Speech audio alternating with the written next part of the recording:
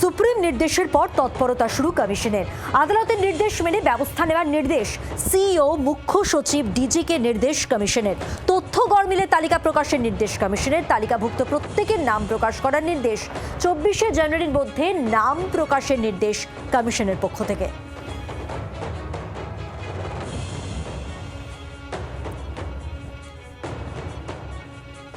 আদালতের নির্দেশ মেনে ব্যবস্থা নেওয়ার নির্দেশ দেওয়া হয়েছে সিইও, মুখ্য সচিব, ডিজিকে নির্দেশ কমিশনের।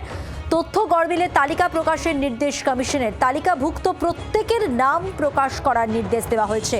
24শে জানুয়ারির মধ্যে নাম প্রকাশের নির্দেশ কমিশনের। সুপ্রিম নির্দেশের পর এবার তৎপরতা শুরু কমিশনের। আদালতের নির্দেশ মেনেই ব্যবস্থা নেওয়ার নির্দেশ দেওয়া হয়েছে। আরো বিস্তারিত জেনে নেব, সঙ্গে রয়েছেন টেলিফোন লাইনে প্রতিনিধি রাজীব চক্রবর্তী। রাজীব, কি জানা যাচ্ছে? দেখো, এসআইআর সংক্রান্ত মামলায় সুপ্রিম কোর্টের যে নির্দেশ দিয়েছিল, সেই নির্দেশের যে লিখিত নির্দেশ, সেটি আজকে সুপ্রিম কোর্টের তরফ থেকে পাঠানো হয়েছে রাজ্য সরকারকে। রাজ্যের মুখ্য সচিব, রাজ্য পুলিশের ডিজি এবং সেই সঙ্গে রাজ্যের মুখ্য নির্বাচনী আধিকারিককেও পাঠানো হয়েছে।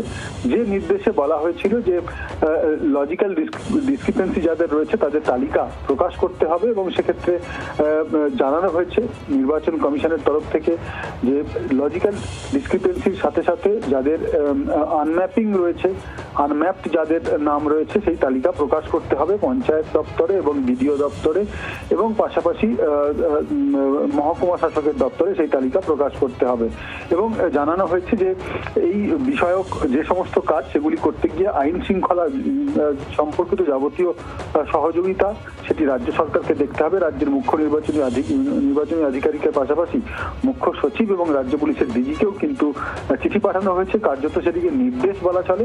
নির্বাচন কমিশনের তরফ থেকে সুপ্রিম কোর্টের নির্দেশের কথা বলা হয়েছে।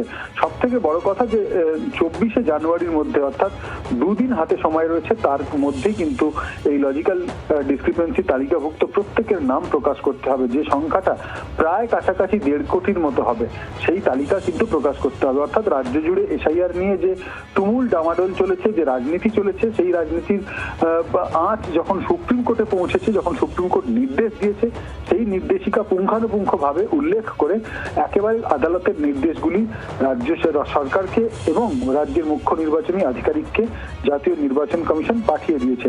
এখন আগামী দুদিনের মধ্যে তারা সেই তালিকা তৈরি করবেন এবং তারপর তালিকাগুলি প্রকাশ করতে হবে। এবং সেক্ষেত্রে কিছু নির্দেশিকাও রয়েছে, যার মধ্যে একটি উল্লেখযোগ্য হলো মাধ্যমিকের অ্যাডমিট কার্ড, তাতে যে বয়সের উল্লেখ থাকে, সেটিকেও কিন্তু নির্বাচন কমিশনের শুনানির সময় সেটিকে গ্রহণযোগ্য একটি নথি হিসেবে বিবেচনা করবার জন্য কিন্তু সুপ্রিম কোর্টের যে নির্দেশিকা রয়েছে তাতে উল্লেখ করা হয়েছে।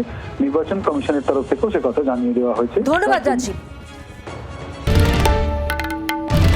বাংলার আওয়াজ, বাঙালির আবেগ, জি 24 ঘন্টা।